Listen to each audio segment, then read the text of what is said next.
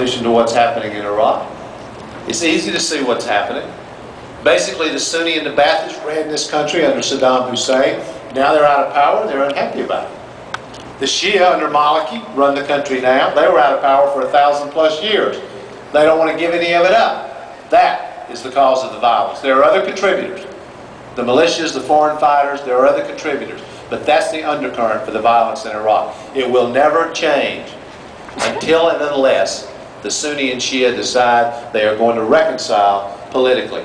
And putting more American men and women into that place will make no difference. And so we need, my view is, we ought to be leaving Iraq. We ought to pull 40,000 to 50,000 troops out right now, out of the north and the south. And we ought to continue bringing American combat troops home over the course of the next year. We ought to be engaging not just our friends in the regions, the Jordanians, the Saudis, the Egyptians, but also engaging the Iranians and the Syrians directly, because they have interest in a long-term, stable Iraq. You know, you look at this again, I know this is hard for us, but look at it through their eyes. If you are an Iranian, what you have is America occupying the country just to your west. And not only that, America's now leaving. If Iraq goes totally chaotic, you could have 1 million+ refugees coming across your border. It's the last thing in the world they want. They're already economically unstable. On top of that, you are a Shia country in a Sunni-dominated Muslim world. If this thing spreads outside the borders of Iraq and becomes a broader Middle East conflict between Sunni and Shia, you are in a bad place. You're way in a minority, 10 to 15% of the Muslim world. They understand this. They can help us to stabilize Iraq. But at the end of the day, what matters most is for America to tell the truth about Iraq, to tell the truth about how we got there. I voted for this war. I was wrong to vote for this war. I accept responsibility for that.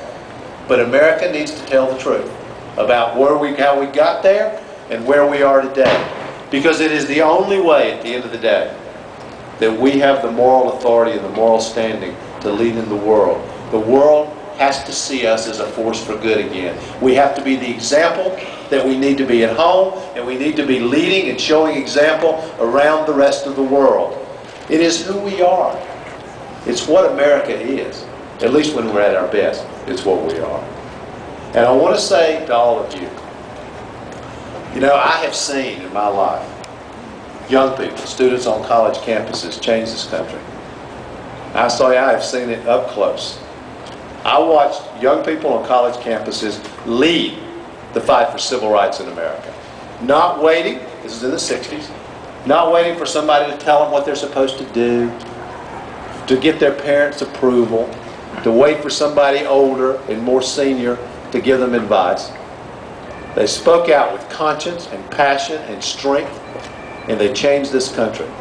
They did exactly the same thing in speaking out against the war in Vietnam and helped bring an end to the long and bloody war in Vietnam. And then more recently, but a while back, helped bring down an apartheid regime in South Africa. You, young people, you've changed this country before. You can change America again. You can.